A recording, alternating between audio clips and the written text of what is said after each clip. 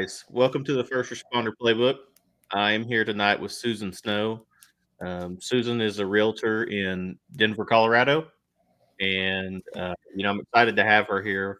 We matched up on Pod Match, and Susan unfortunately lost her father in the line of duty as a police officer, and I absolutely want to hear um, what happened and then how Susan has overcame that to become successful and honor her father's memory. So Susan, kind of tell me about yourself and how we ended up here.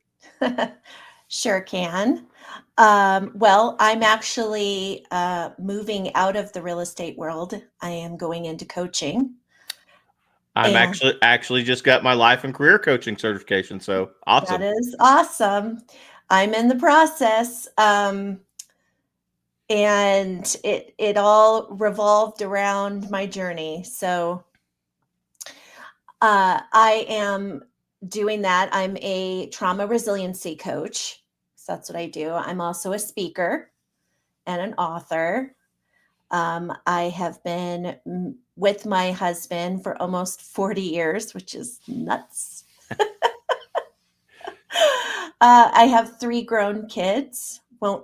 Won't discuss their ages. um, but this whole journey started when I was 17. My dad was a Los Angeles police detective. And with him being a detective, I kind of had a false sense of security. When he was a street cop, I always thought, even as a young girl, that, dad could get hurt because he's out there and he's in more danger. But as I got older and he became a detective, I thought he's got a desk job now. Like he comes in after the fact, there's no danger there, that kind of thing. And I had a relatively pretty normal teenage life. Um, in October of 1985, my dad was a lead detective on a case. It was a robbery ring, and he was testifying on Halloween of that year for that case. And being the teenager I am at that time, I wanted to go to a party that night. And my dad said, absolutely no, it's a school night. So the plan was that I had a 6-year-old brother at the time. That dad would leave the courthouse and go pick him up from school, and then my mom would come home, and I would schmooze the heck out of him to try to go to this party. I never got that. As I was getting ready for this party, the phone rang, and I went and I grabbed it thinking it was for me, and it wasn't. It was a lady from my brother's school, and all she said was that there was a drive-by shooting and my dad was involved. And my mom walked in the door, or walked through the door, and I handed her the phone, and I tried to listen in. But all I had to do was watch her body language, and I knew that it wasn't good. So she got off the phone and she looked at me and said, "We're going to the school." School was about 7 minutes away from my childhood home. And when we got there, it was nighttime. It was after 5 o'clock. It was dark outside. The way that the school is a church school, so there was a parking lot in the middle of the school, and the kids for after school care got out on the backside. And so that's where we headed. As we were walking, I saw two police officers walking towards us, and they both had tears in their eyes. And even though it was dark out, it was bright because of all the police cruisers that had their lights on. And then there was an ambulance that sat in the street as well. As we were walking, we kind of caught a glimpse of my dad's truck. So we started running towards the truck. As we got closer, there was glass on the ground. And as we rounded the corner, there he was, partially covered up on the side by the truck. At that point, I watched my mom collapse and start screaming, and I stood there frozen. I didn't know how to comprehend what I was looking at. And so what I did was hyper focus on that ambulance. And I kept saying to myself, why isn't anyone helping him? Soon enough, a couple of police officers came over and they grabbed our arms and escorted us back into the school. And we went into an office. And the night, it was very chaotic. There were people coming in and out. When we got to the office, I sat down and my mom was taken aside by some detectives. At this point, I had no idea where my brother was. I didn't know if he was hurt. Um, I just sat there trying to comprehend everything. And I still wasn't understanding that he was gone. It wasn't until two women who worked at the school were talking at the office, and one lady said that my dad was deceased. And that's when it hit me. I wanted to jump out of my chair and run out of that room and run as far as I could away from the scene. And the problem is that my whole body felt like it was filled with cement and I couldn't move. So I just sat there, and my mom came up to me a little bit later and said, I'm sending you with a neighbor. And I know, like, there was so much chaos and things going on that night, and I know I wanted to run out of there, but part of me wanted to be with my family unit. And unfortunately, I didn't get that choice. And so I did go with the neighbor. My neighborhood went from being a very quiet neighborhood to being completely filled with law enforcement. Unbeknownst to us, we were a target as well. And so we had helicopters overhead. Like I said, my whole street was filled with police officers. And this poor neighbor of ours had known my family for many years, and she was trying to process everything and as an adult. And here she had his teenage daughter, and I was inconsolable at that point. And all I wanted was my 19-year-old boyfriend that I had been dating for 3 months at that time. So she called him at work and didn't tell him much. So when he showed up, he was in go mode. He was like, grab your purse. What hospital is he at? Where's your mom? Where's your brother? And I just couldn't spit the words out. I just absolutely could not. But the more persistent he got about leaving, I finally blurted it out. He's gone. And he said, what do you mean he's gone? And I said, he's gone. He's not at a hospital. And I watched my 19-year-old boyfriend collapse and start sobbing. And from that time on, I mean, this was mid 80s. So there wasn't any talk of mental health back then. There wasn't any resources for kids, and very little known about PTSD. In fact, back then it was called shell shock because it was attributed to people coming back from war. And so all of the emotions that I was feeling at the time, I just felt like I was in a nightmare that I couldn't get out of, and so wanted to get out of it. My dad he was my best friend. He was a very present father and man. So whether you worked with him, whether you were trained by him, whether you were married to him or he was your dad, he was very present, and he made you feel like you were the most important person in the room. And so he was also my safety net. He was the one thing, I felt safe because my dad was around and I knew he would take care of me, and now he's gone. And when I went home, you can imagine it was filled with people I had no idea who they were. Um, I passed them up. I tried to like pretend I was not there.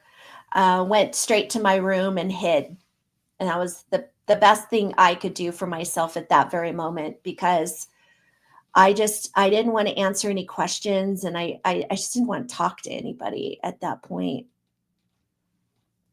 And I was able to do that. People weren't really paying attention. Um, it took the media a couple of days to figure out he had a teenage daughter. And so, in that timing, I felt like I was not important in this scenario.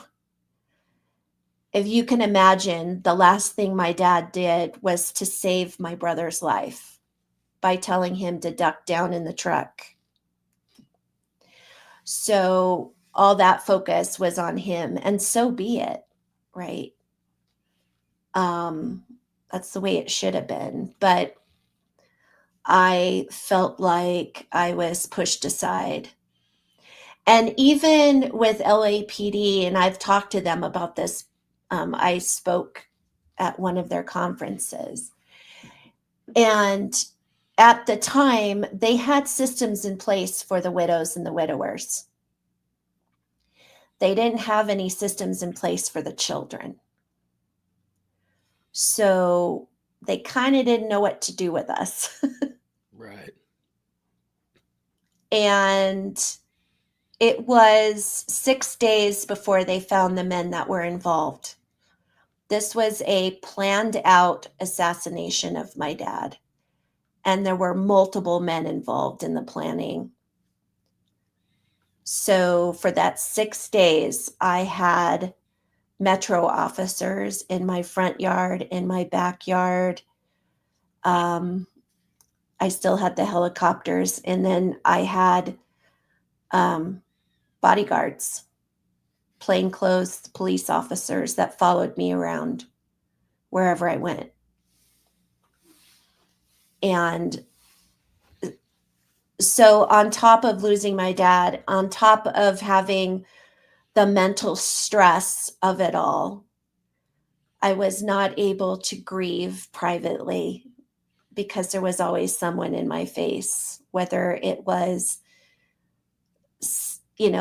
a stranger in my house or the media in my face. I just didn't get a chance to grieve privately. And I know it, and I see that it happens a lot when an officer is killed in the line of duty. It's a big story.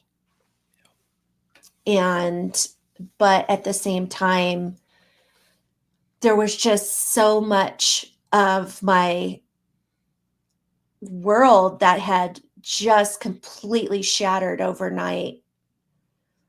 And I was just trying to cope and navigate through all of it. And my mom, I mean, the night that it happened, it was very, very chaotic. I didn't even get to see my brother that night. I heard him crying through the night, but there was nothing left of me. I could not go and console him. I could barely lift my head off the pillow. And I was kind of happy to hear him crying, because then I knew that he was physically okay. I saw him the next day, and I was able to hug him and tell him I love him and tell him that we're going to get through this. But that whole week was just, the 6 days was a total nightmare. Even though I had all those police officers around me, I still felt unsafe. And I didn't even know. I didn't know that I was a target, or that we were a target either at that time. That didn't come out until the trial. And there were two. So how do how did y'all end up finding out that you guys were a target and this was like an assassination? You said it came out during the trial. Was it part of a case he was working, or? Yes. Uh-huh. Yeah, he was investigating a robbery ring, and he, like I said, he was the lead detective on it. The man that actually killed my dad, um, he just had that mentality that if there's no witnesses, there's no case, Right. and he would get away with it. And he didn't get away with it. Well, that's um, that's a positive. yeah, yeah, for sure. Um, and so there were two trials because initially there were, I believe there were 9 that were arrested. 6 of them went on trial and 3 of them were convicted. So the youngest defendant, he got 25 years to life. Um, the main, the secondary man, he got life imprisonment without parole, and the man that actually killed my dad was on death row in San Quentin, but they changed all of their to life imprisonment. Wow. So there's, a couple things that just kind of strike me at this is your mother. Um, I know. how did she handle? I mean, you said she was inconsolable. The days after, how did she handle it? I think she went into handling her business mode because there's just so much that has to happen with finances and logistics and all of that stuff because the funeral itself was huge. And so just that was a big undertaking. So she kind of, how do I explain it? She just kind of turtled into herself. And that's why I was pushed aside because the assumption was I had a boyfriend and I had friends and that I was 17 and I was going to get over this. Like I was going to be okay. Yeah. But I was still a child, Yeah. you know. And I wasn't an adult and I was a child who didn't understand mental health. And I never had all the feelings that I was dealing with and trying to process before. So I didn't know anything about depression. I didn't know about panic attacks and anxiety. I didn't know about suicidal ideation, which I was. I wanted to be with my dad. And my mom and I, our relationship was not healthy prior to his death. And I was terrified. I was like, how am I going to navigate this? Dad was kind of the voice of reason. So it was hard for me, to just try to navigate all of these different things that were going on around me on top of trying to grieve my dad. Um Kind of like you said, that a lot of those things weren't out there yet, yeah. and how does a 17-year-old, I'm sure, like, kind of like you said, your dad was like, your hero. Mhm.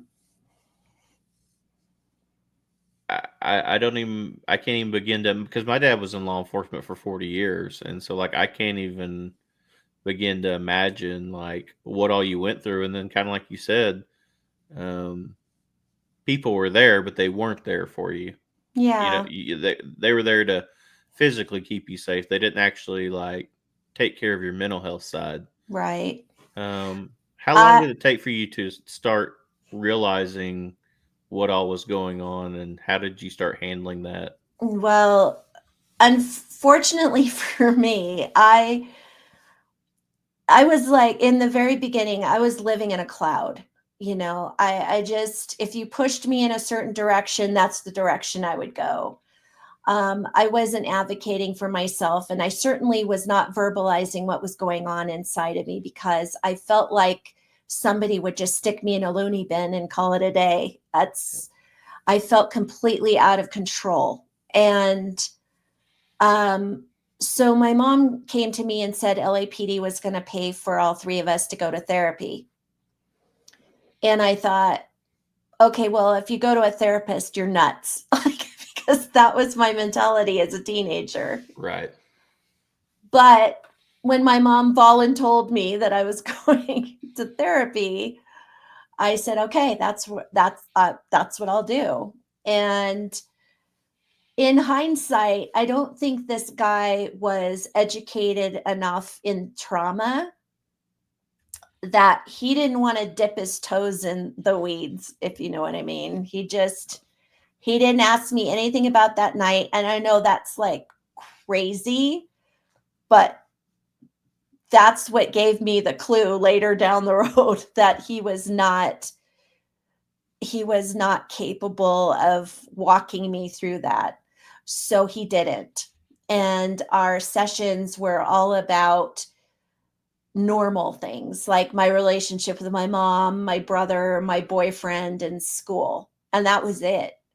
And every week I would go and be like, today's the day. He's going to say something, do something to help me feel better. And it didn't happen. And I saw him for an entire year. And at the end of the year, he looked at me and said, Susan, you're a well-rounded young lady and you're going to be fine for the rest of your life. And I don't need to see you anymore.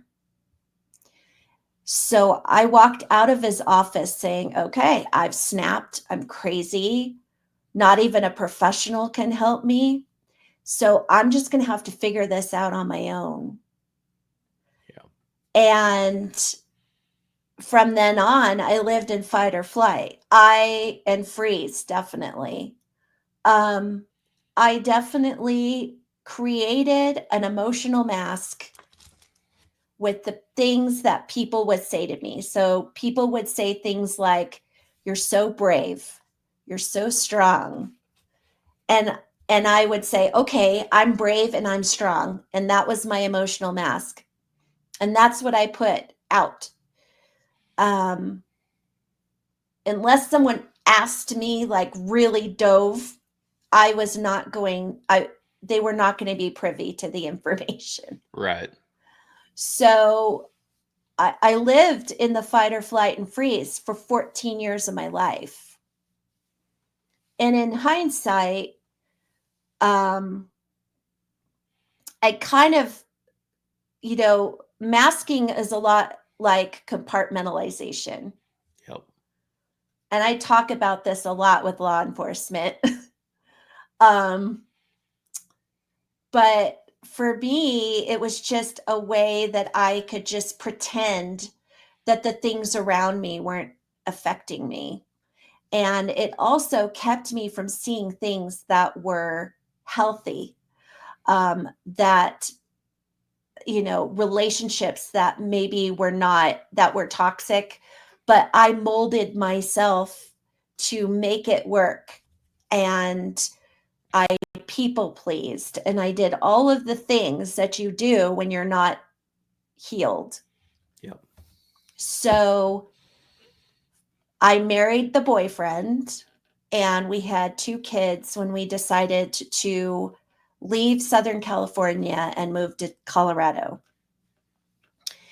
And in the process, I kept thinking, well, I'm just going to leave all of that behind. Like, that persona is gone. She's living in California, and I'm going to Colorado.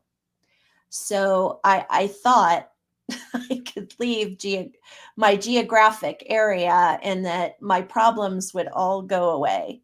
Yep. When we moved here, I was working as a hairdresser, and I worked in a salon that was very close to Littleton, Colorado. And April 20th of 1999, I was working that day. I took a break and I went into the back room and turned on our little TV set, and up popped the live coverage of the Columbine shootings. And I had flashbacks. I saw the police officers, I saw the ambulance, I saw the kids at the school, and all of a sudden I was in a different world. I started to panic. I turned white as a ghost. And I didn't tell any of my colleagues. So my one colleague looked at me and was totally confused. And so was I, because I was told that I would be fine for the rest of my life. Yep. And she kept asking me questions. She says, I don't understand what's going on with you. And I said, I don't know. I don't know. And she said, you're too young to have kids there. You don't live in the neighborhood. And I said, yeah, I have no idea what's going on. And she left the room, and I did what I always did. I put that mask back on, and I went out and I finished my day and stayed stoic and pretended that this was just going to go away, later or tomorrow. And it wasn't going to affect me because I was hiding behind my mask again. Yep. And everyone around me was upset. They were angry. They were sad. I mean, all the things. And I wasn't reacting to it until I walked out the door and I got in my car. And I could feel all of it come flooding back. But it felt compounded now. It felt more intense now. And I stopped sleeping. I had panic attacks again.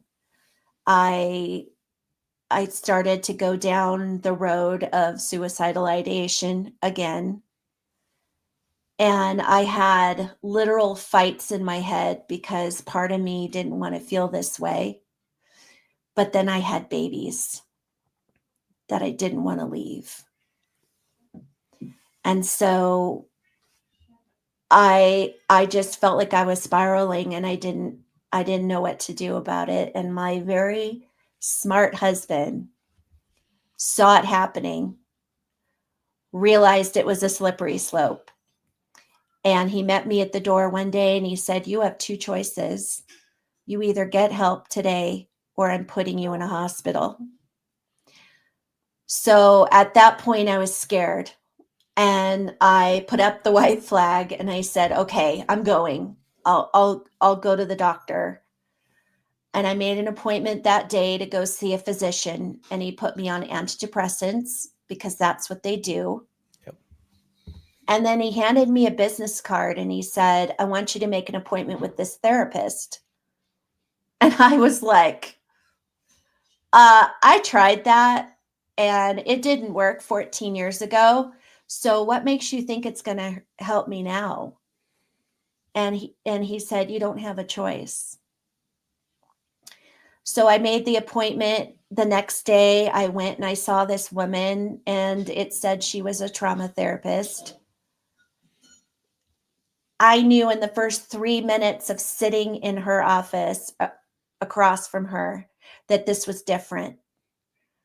She was finally asking me the questions that I wanted to hear a long time ago. And I felt like I was in a safe space with her. It allowed me to be vulnerable and tell her what happened when I was 17 and what I was currently dealing with.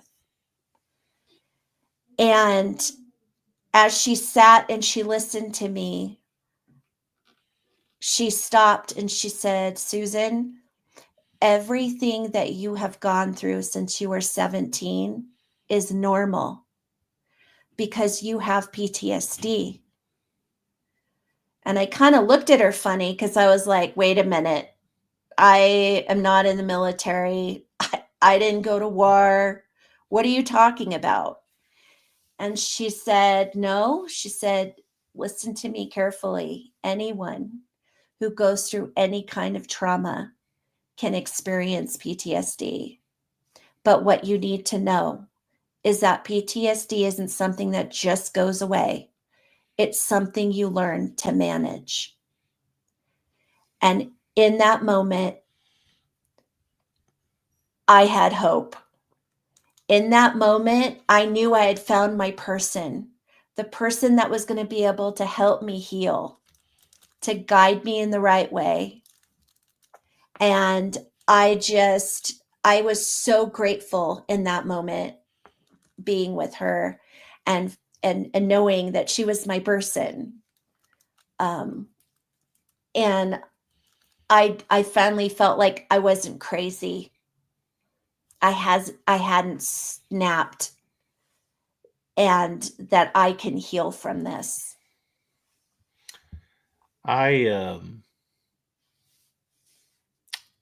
I can sympathize with that a little bit because we there's been several of us that have went through some traumatic incidents that are close to me on the duty, and I'll never forget that one of the agencies that I was working at the time, we had a gentleman shoot himself in front of us after a pursuit, and they said, "Okay, we want you to go see a therapist."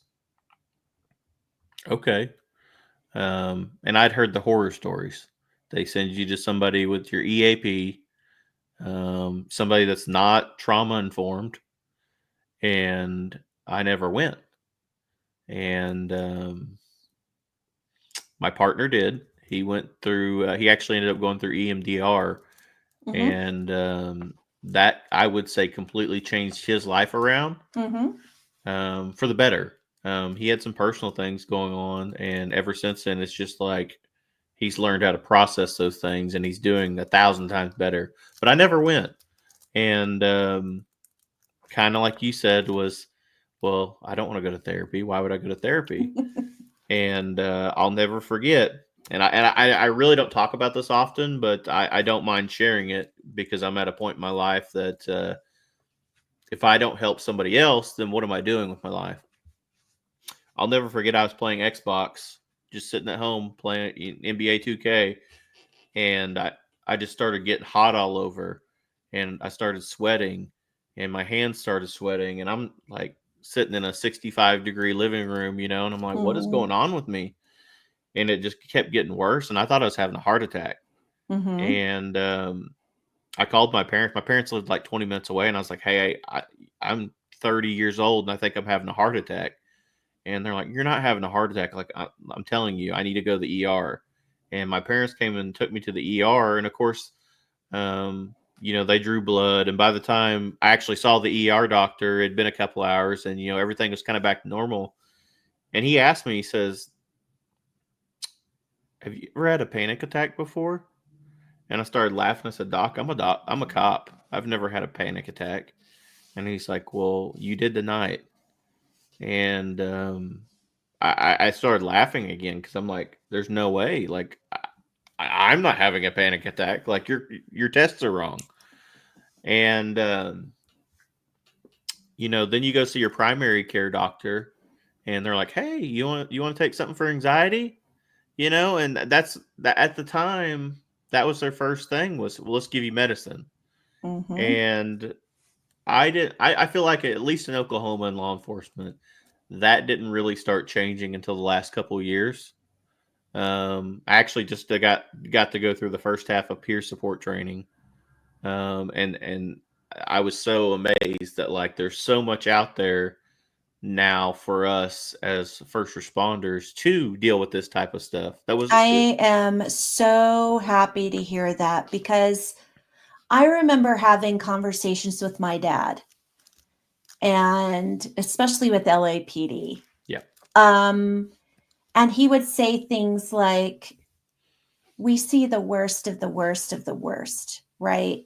Situations that most people wouldn't be able to deal with.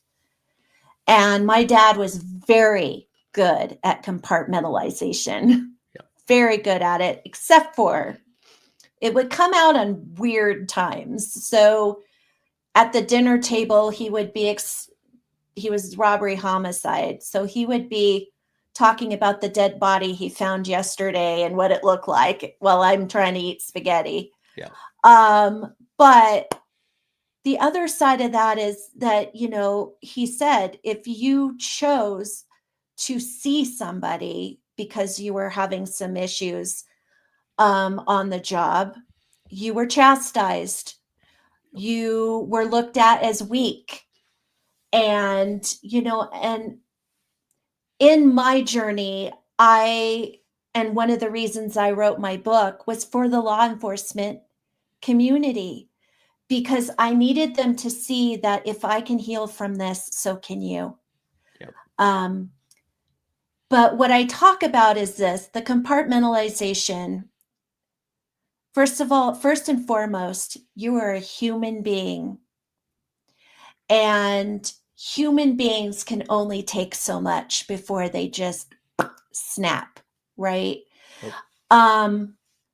Here's the other side of that. You, as a human being, have had trauma in the past. Some of you have. I don't know if you have, but a lot of people have, right? If you are going through life and you're unhealed and you're not dealing with those things, you're going to be reactionary because things are going to trigger you on the job.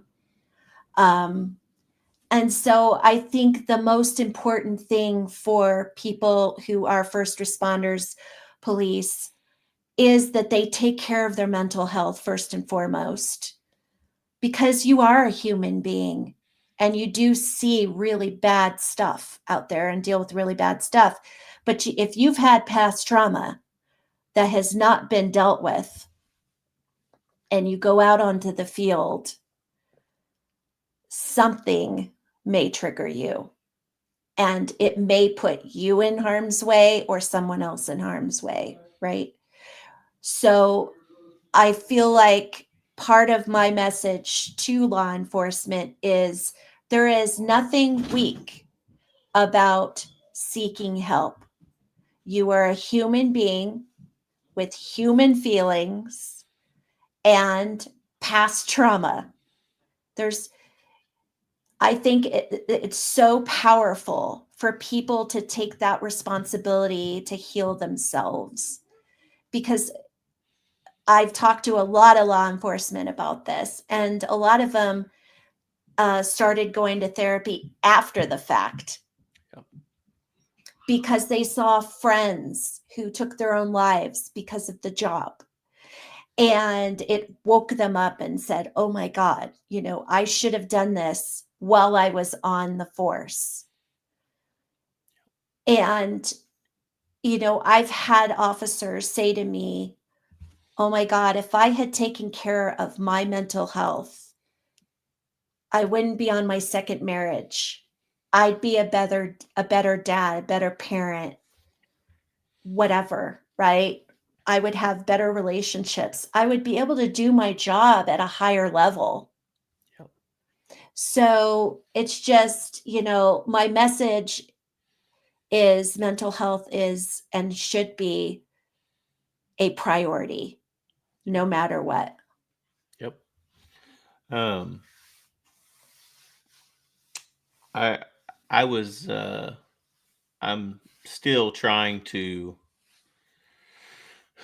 I feel like, sometimes we are a little bit behind in the heartland. And so, that's kind of how I ended up. I actually went through a first responder group to get my life coach certification. Mhm. Um, because I do feel like there is a market for people to be life and career coaches with first responders, because a lot of times they won't go to therapy. Mhm. They don't want that stigma. But if I can help out a little bit and at least help them process a little bit of it, Mhm. and then if they still need that therapy, then cool, like let's go. Mhm.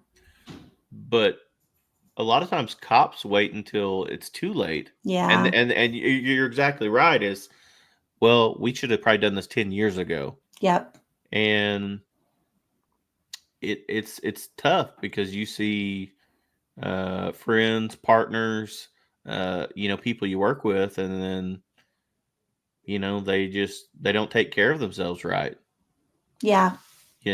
and Well, and that's statistically, even when my dad was a police officer, that's why a lot of marriages ended. That's why there was a lot of alcoholism and drug use and different coping mechanisms that people were utilizing to just get through their day, just to numb the pain and numb what was going on. And, you know, like I said before, he was saying it was just so stigmatized. And I think I see progress within police departments finally having the mental health conversation. It's been many years in the making, but I still don't feel like you're at that point. My other my other point with mental health is that I feel like there needs to be more testing for mental health prior to somebody going to the academy. yeah, I feel like it's really important because, like I said, I've had conversations with vets before where they say, oh gosh, the minute we get out of the military, law enforcement is the first people at our door. yeah, And what they don't understand is with the military, we're trained to kill. yeah, And and it's a mentality that is ingrained, right? And it's not, you can't just get out of the military and deprogram yourself overnight. So you're putting someone who has had PTSD clearly, especially if they've done tours, right? And they're still working with that. And then, like this gentleman said, you don't want to give them a gun and a badge because they still got that mentality, and police officers are trained to de-escalate, yeah, not escalate things, right? So um, I just feel like that's a conversation that needs to happen as well. And I have some people that, push up against me on that. But here's the thing, with any kind of job, not everybody is going to be right for the job. yep, I don't care what you are. Not everybody is that's their job, and that's okay. yep, There's nothing wrong with that. It doesn't mean that you're, a bad person, a broken person or whatever. It's just that that might not be your vocation. yep, Um and so yeah, I mean, I feel like everyone needs a coach for therapy, especially, right now. And there's just a lot of pressures and a lot of stress and a lot of things that are going on around us. And I feel like it's really important for all of us to check in and work on our mental health and uh, you know, try to do as much as we can. And I get, I've talked to people about, I talked to an officer and, he was from New York and he was just like, that's machismo thing. It's just a bunch of bull, mhm, and he made me laugh, but he was just like, it took him being attacked by someone having a mental break and stabbed in the head multiple times and going blind for him to realize when he went through that it was traumatic, and they put him in therapy, and he said the same thing to me. We were both keynote speakers, and he said, you know what, Susan, I wish I had taken my mental health seriously a lot long time ago, yep, like in the beginning, really. Because he said, he stood up there and he said this machismo thing is bull. Like, yep, it's bull. And you're not weak if you're working on your mental health. You're actually more powerful because, you absolutely, can really do the job at a high level and you have the tools. I think the most important thing with my journey is that now, where I'm at now, even writing my book, I didn't write my book till I was 50 years old. And I was in a place mentally where I had the tools to back me up. So I knew that in writing the book, it was going to pull up a lot of different emotions. I was going to have to feel all the feels again. I was going to have to, visualize everything again. And I had the tools. On the days where I felt like I was starting to spiral, I had the tool to pull myself back out of that cavern and not allow myself to go down that road. Yeah. Are you familiar with Stacy Lim? Sounds familiar. She was a LAPD officer that was shot in the line of duty Yes. in 1989, I believe. Yeah, it was Um, after my dad. Yep. yep. I would like to get you in. She comes and speaks to law enforcement officers, first responders.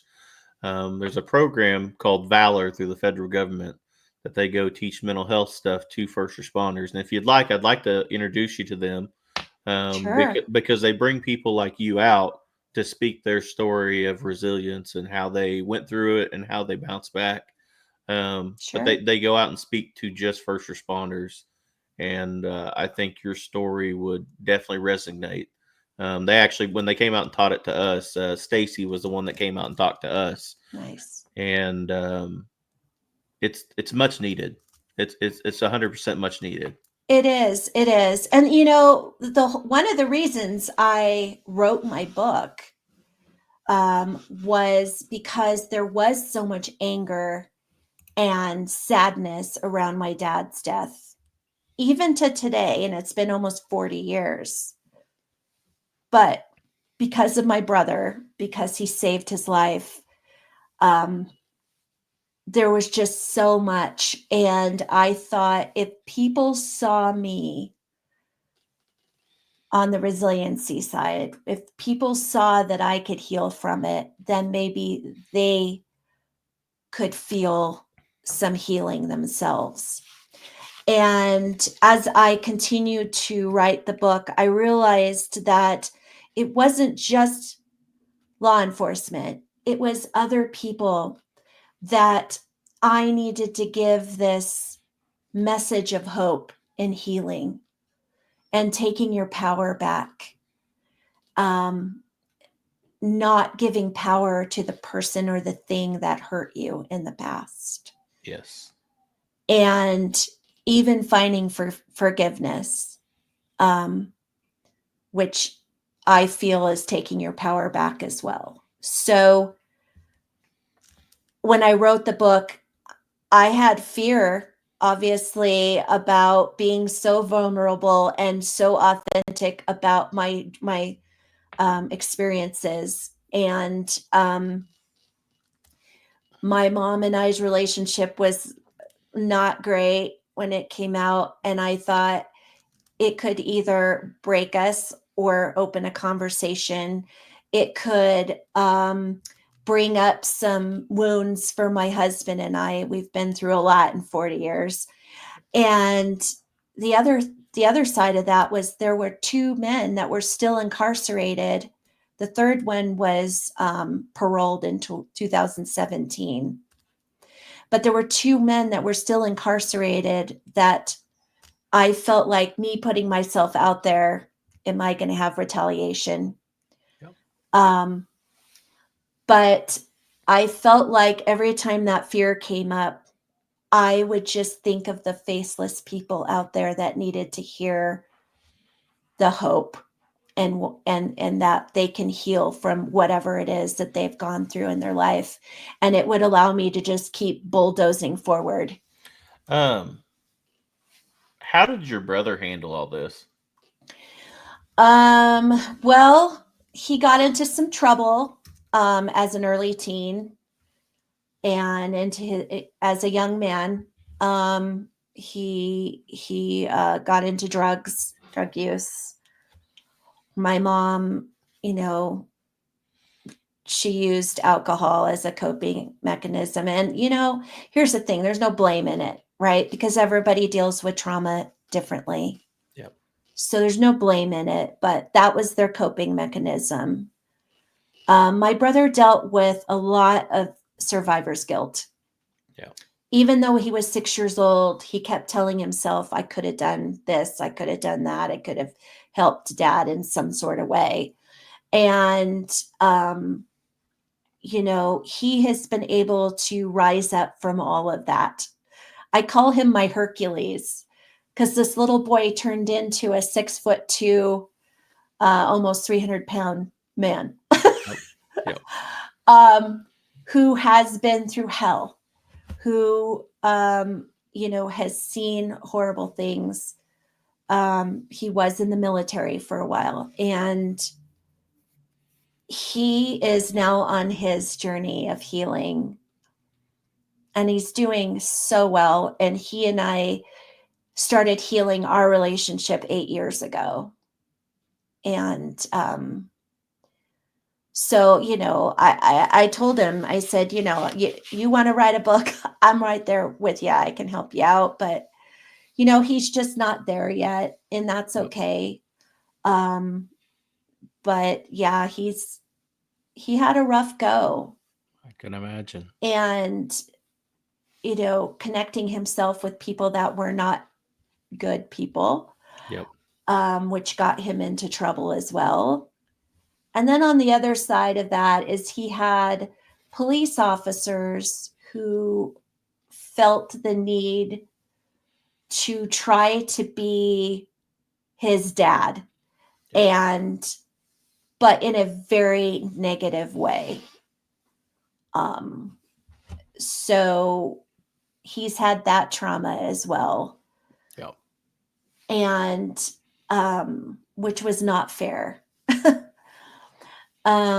But we've talked about a lot of this, and he, again, seeing me heal, he says to me, he's very proud of me, which, like, I'm way, way proud of my brother. Like, Yep. I'm way, way proud.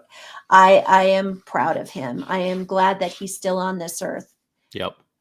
Because all the things he's gone through, it's a surprise. And I'm just grateful that he's still here and he still fights.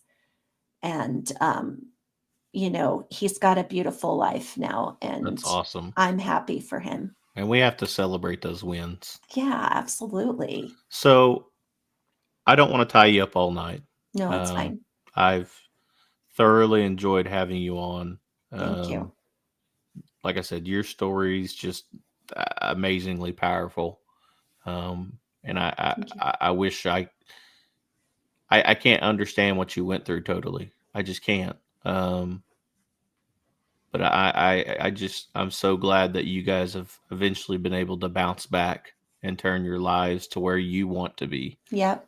If any of my listeners would like to reach out to you for coaching services or speaking engagements, because I think I'm going to try to get you out to Oklahoma at some point, girl, to talk to some of our cops. I would love it. Where can they find you, and give us the title of your book as well, and where they can find your book.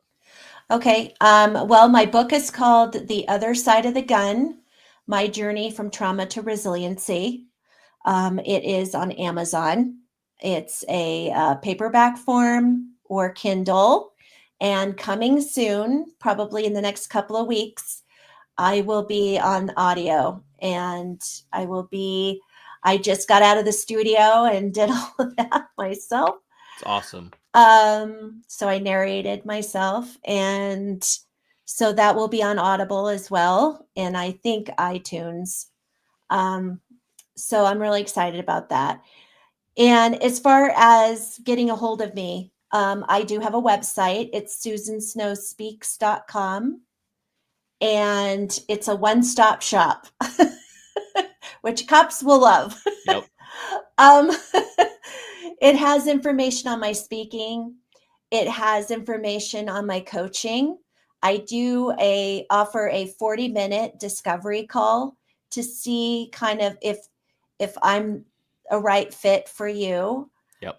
Or, you can also reach out if you have questions. if you're just starting your journey or you're considering it or whatever, I'm an open ear. So you can message me through my website. And the website does have information on my book as well. So Awesome. I've actually got a discovery call myself tonight. Yeah, nice. you have to be the right fit. You're exactly right. Absolutely. Susan, I thank you again for being here tonight. Thank you for Again, having me. I'm gonna send you my number on Podmatch, so Okay. that way you have it. Sounds And good. then if there's anything I can ever do for you, you let me know. All right. Thank you. I appreciate that. Thank you, Susan. Have a good night. All right. You too.